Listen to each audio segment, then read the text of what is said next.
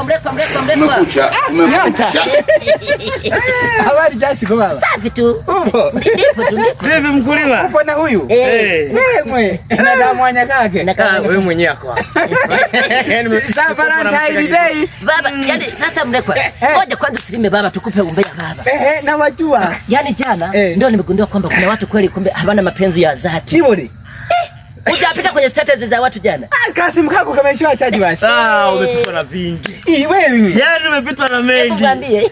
Ni hivi. Yaani jana tumegundua kwamba watu hawapendi. Wewe.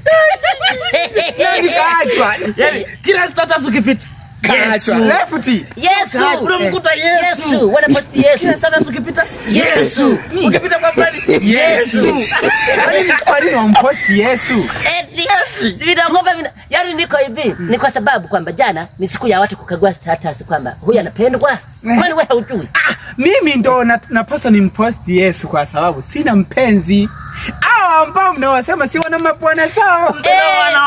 Wanatamba nao kila siku. Anapenda, ananipenda. Lakini wewe ushasikia wapenda nao. Yesu. Yesu ukipita kwenye kaseta kama tu. Yesu.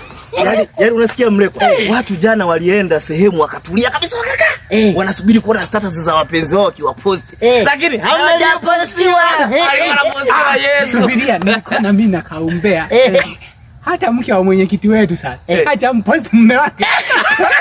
Kamposti boda boda.